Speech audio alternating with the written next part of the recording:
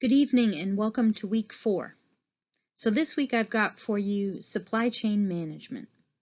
Your learning objectives this week are understanding the fundamental concepts of supply chain management, understanding the current challenges to supply chain operations and what companies are doing to stay ahead, and along those same lines, understanding the global impact on supply chain operations.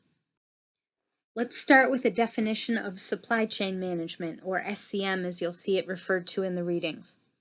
A product or service is delivered to the ultimate customer through a complex interaction of several companies on the way through a supply chain. The manufacturer's ability to give customers what they want, when they want it, at the price and quality that they want, is not just determined by the manufacturer's skill or expertise in running his or her own operation. With all of the classes in this program, I've always tried to relate the concepts back to my own work so it made the most sense to me, and hopefully I translate it correctly. But with my work in financial aid, one of my big deliverables is no later than the second week of March, I need to release, let's say, 3,000 plus financial aid awards for new students. This is important by that date because the students need enough time to deposit by May 1st. So they need enough time to decide between multiple colleges. There are multiple things that can affect whether I can meet that deadline on time without going crazy. Regulatory updates are a huge impact. If something is changed by Congress in the middle of the night, which it is many times with Department of Education things,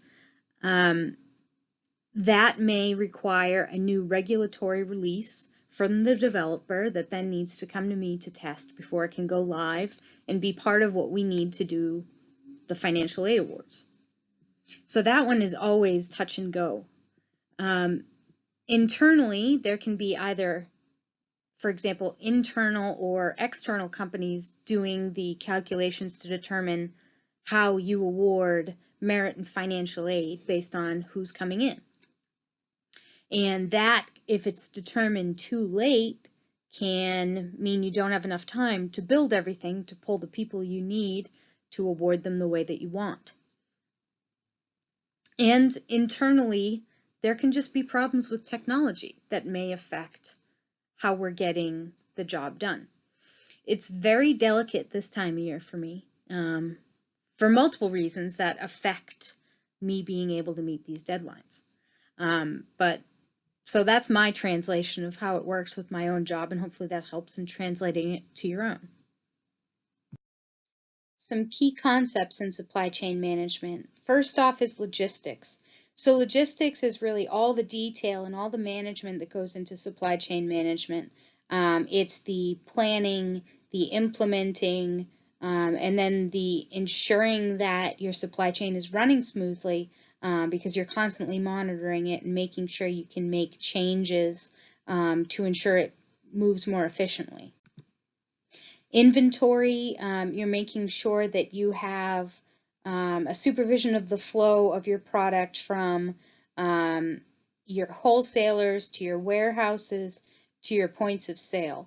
It's very important to have a detailed record of this and to understand how many products may be at the point of sale, because if you don't have enough between your manufacturer and your warehouse and your point of sale, you may not be getting products to your customers quickly enough.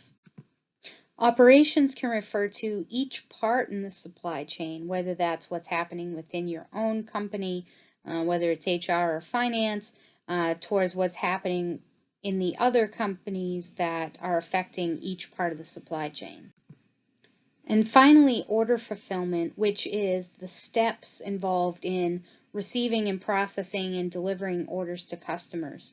And this is taking part in a third-party processor. So say your Amazon is taking in an order for a product and then delivering that customer the product. So when you think of supply chain management, we need to think of chain flows, and there's 3 of those in supply chain management. There's material, information or data, and money.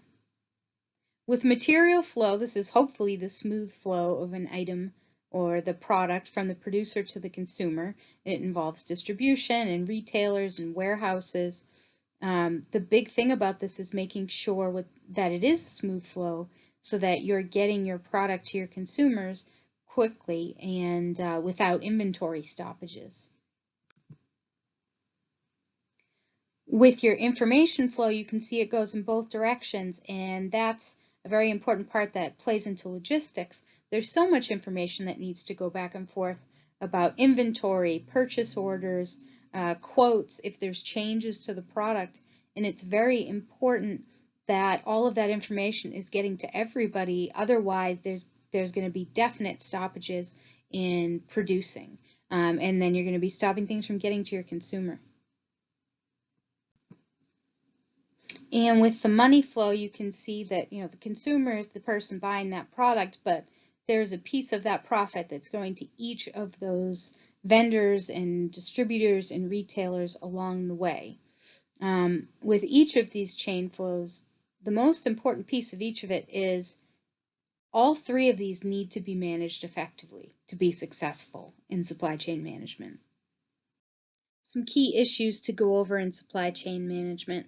So first up, globalization. So globalization does offer the opportunity for you to reduce costs in your supply chain, whether that's moving it to countries where you have lower labor costs or taxes, or the raw materials are cheaper.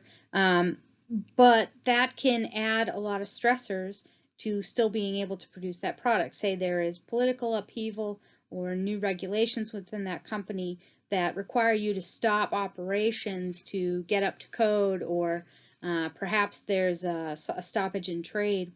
That can have a huge impact on your supply chain. So it's also important to not be putting all those operations within one country like that, because you could have something like that impact you. Fast changing markets, that's another big one. Especially, with social media has such a big impact on that. With technology, life cycles are now a lot shorter. Think about your smartphones. Some people are on plans where they're renewing that every single year. Another part of that is there can be big shifts in trends, and there may be not enough production to keep up with that. Funny one I think of with that is fidget spinners. Think how everybody went wild creating those for the fidget spinner craze, and how many are sitting in the bottom of drawers now. And finally, quality and compliance. So there's a lot of rules and regulations you need to follow to release your product. It needs to be created under safe conditions, be safe for the consumer.